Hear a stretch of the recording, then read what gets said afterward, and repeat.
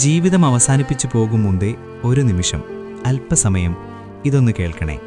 നമ്മളെല്ലാവരെയും അതീവ ദുഃഖത്തിലാക്കിയ അവിശ്വസനീയമായ ഒന്നായിരുന്നു കോൺഫിഡന്റ് ഗ്രൂപ്പ് ഉടമ CJ റോയ് സ്വയം നിറയൊഴിച്ചു ജീവിതം അവസാനിപ്പിച്ച സംഭവം. അതിലേക്ക് നയിച്ച കാരണങ്ങളോ അവസ്ഥകളോ എന്തെന്ന് ഇപ്പോഴും വ്യക്തമല്ല.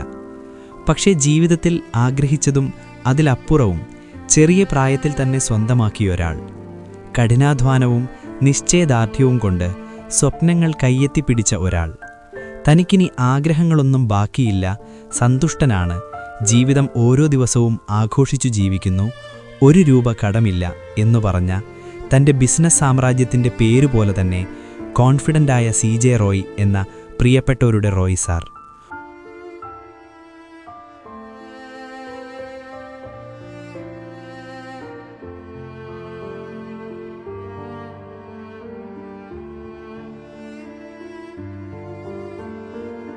ഒരാൾ ഇല്ലാതെയാവുമ്പോൾ അത് തകർക്കുന്ന ചുറ്റുമുള്ള ജീവനുകളെ കൂടി ഒന്നോർക്കണം.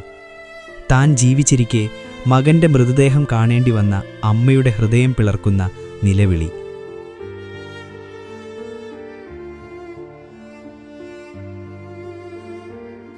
അത് കേട്ടു നിൽക്കുന്ന അന്യരായവർക്ക് പോലും താങ്ങാനാവുന്നില്ല.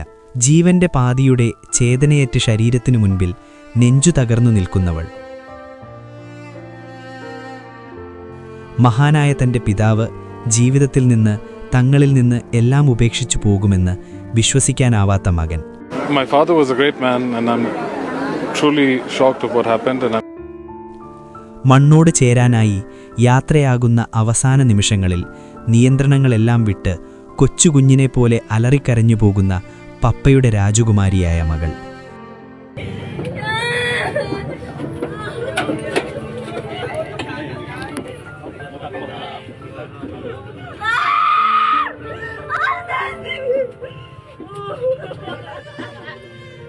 ദൈവമേ, നെഞ്ചു തകർന്നു പോകുകയാണ് എന്ന് കണ്ടു നിൽക്കുന്നവർ പോലും പറയുന്നു. 10,000-ങ്ങൾക്ക് ജീവിതമാർഗം നൽകിയ, എത്രയോ കുടുംബങ്ങൾക്ക് അത്താണിയായ, തളരുന്നവർക്ക് താങ്ങായ ആ വലിയ മനുഷ്യൻ്റെ യാത്ര അങ്ങനെ അവസാനിച്ചു. ജീവിതം പല പരീക്ഷണങ്ങളും കൊണ്ടുവന്നേക്കാം. നമ്മൾ ഈ ഭൂമിയിൽ എങ്ങനെ ശ്രമിച്ചാലും കാലാകാലം ജീവിച്ചിരിക്കില്ല. പണവും പ്രതാപവും ബന്ധങ്ങളും എല്ലാം വന്നുപോകും. ഒരു മഴയും തോരാതിരിഞ്ഞിട്ടില്ല എന്നതുപോലെ ഏതു പ്രശ്നങ്ങൾക്കും ഒരു പോംവഴിയുണ്ടാകും. നമ്മുടെ സങ്കടങ്ങളെ, ആധികൾ, ഭയങ്ങൾ, എല്ലാ സമ്മർദ്ദങ്ങളും തുറന്നു പറയാനുള്ള ഒരാളെയെങ്കിലും ഭൂമിയിൽ സമ്പാദിക്കുക. എല്ലാം അവസാനിപ്പിക്കാൻ ഒരു നിമിഷം മതി. പക്ഷെ അതിനു മുൻപ് ആലോചിക്കണം, നിങ്ങളില്ലാതെയാകുമ്പോൾ അതിനൊപ്പം നിശ്ചലമായി പോകാവുന്ന പ്രിയപ്പെട്ടവരെ. ജീവിതകാലം മുഴുവൻ അവർ ചെന്നു വീഴാൻ പോകുന്ന തീരാവേദനയെ, ഉണങ്ങാത്ത മുറിവായി അവരെ കൊല്ലാതെ കൊല്ലാൻ പോകുന്ന ഭാവി കാലത്തെ.